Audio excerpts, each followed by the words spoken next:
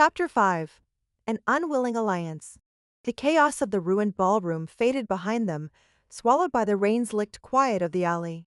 The air was cold, but the phoenix ember in Alistair's hand pulsed with a gentle, life-giving warmth, a stark contrast to the icy dread coiling in his gut. He had the cure, but he had traded his anonymity for it. The obstacle now stood directly in front of him, her face pale in the gloom, her black dress soaked with rain. Alara Vance no longer looked like a confident Concord agent on a career-making bust. She looked like someone who had just seen the fundamental laws of her universe rewritten by a ghost.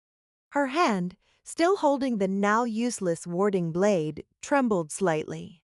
"What are you?" she asked, her voice stripped of its earlier authority, replaced by a raw, profound shock. It was a question he had spent a century ensuring no one would ever ask. His desire for solitude, for the quiet peace of his exile, was a shattered relic. His new, immediate desire was to get back to his shop and restart the clock before Ethelberg's timeline frayed into irreparable knots. To do that, he needed her out of his way. "I am the man who just saved your life," he said, his voice flat and weary. The faint light from his tattoos had faded, but she had seen them. The lie was dead. "Now, if you'll excuse me, I have a fire to light." He made to push past her, but she blocked his path, her resolve hardening even through the shock. "Not a chance. You used forbidden chronomancy.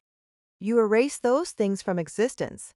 That's power on a scale that gets people executed or worse. I can't just let you walk away." "You have no choice," Alistair countered, his patience evaporating. "Unless you want to see what happens when a city's worth of causality unravels." The coffee flowing back into the pot was a parlor trick. "Soon, buildings will forget they were built. People will forget they were born, all because of that." He nodded toward the alley. "And this?"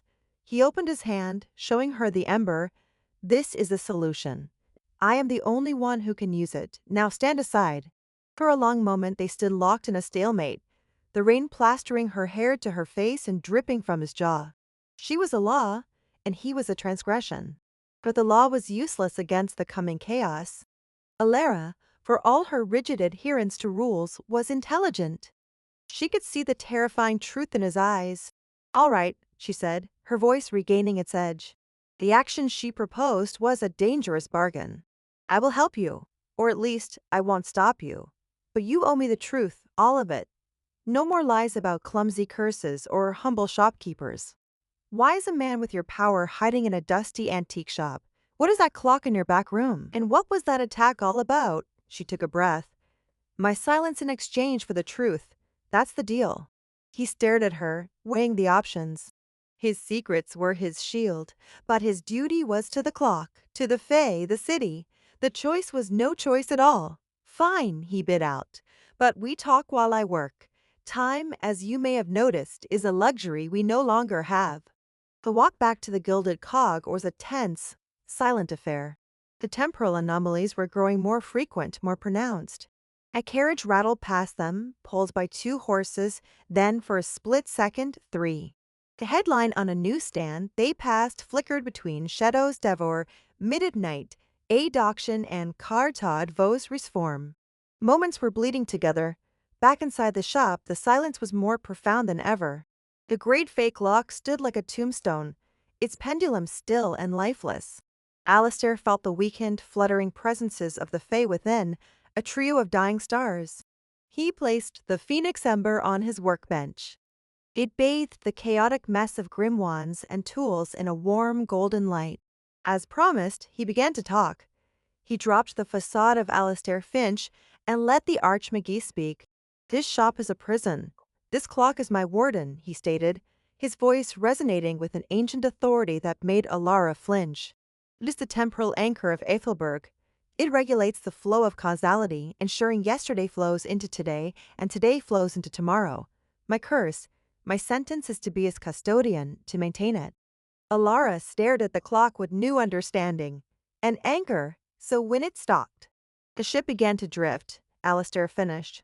He spared her the full, bloody details of his past, the war, the cataclysm he had caused that led to this sentence. He gave her the what, not the why. The void shard you saw evidence of was a poison designed to stop its heart. The auction was a trap, designed to lure me out. By who? Someone who knows my past. Someone who wants the anchor broken, he said, turning his full attention to the task at hand. His action was now one of pure, unadulterated magic. He unrolled a scroll of spellsilk, its surface bare. He dipped his finger into a pot of powdered moonstone and began to draw, his hands moving with a speed and precision that was mesmerizing. Runs blazed to life on the silk, forming a complex matrix of restoration and ignition. Alara watched, her skepticism warring with awe. This was magic beyond theory, beyond anything taught at the Concord Academies.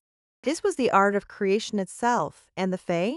She asked quietly, remembering the term from his panic ramblings in the alley. The living gears of the machine, Alistair said without looking up. Ancient spirits bound to the clock. They are its life force, and they are dying. He finished the array and placed the phoenix ember at its center. The runes flared, pulling at the ember's power, channeling it into a focused beam of golden energy. Now, I need you to stand back. When I release this, the backlash will be. He never finished the sentence. The turning point was not a sound, but a feeling. A wave of absolute null energy washed over the shop. The protective wards Alara had placed on the exterior didn't just break. They were unmade, dissolving into nothing with a faint, sorrowful chime. Shop's front windows didn't shatter into glass. They atomized into a cloud of fine gray dust that was immediately swallowed by an encroaching, unnatural darkness. The ancient, hidden wards Alistair had woven into the very bones of the building flared to life, silver lines of power that crisscrossed the walls and floors, only to flicker and sputter against a suffocating void. The attack was direct, brutal, and overwhelming. Then came the voice. It wasn't spoken. It was impressed directly into their minds, a chilling, resonant baritone that oozed possessive greed. It was the voice of the spider in the web, the serpent in the den, Lister Finch. You have aged better than I expected, but I am not here for you, old friend. The surprise, the true horror of the situation, landed with a single, terrifying word. The voice ignored the clock. It ignored Alistair's preparations. It focused on the weakest, most volatile of the Fae. Ignis, the voice boomed, making the very foundations of the shop tremble. I have come to collect the spark you owe me. From within the silent clock, a terrified flicker of red-orange light pulsed once, a desperate SOS. From a panicked soul, the Shadow Collector didn't want the clock. They didn't want to destroy the city. They wanted one of the Fae. They had come to rip a living gear from the machine. Shadowy forms, more defined than the hounds, began to coalesce in the doorway.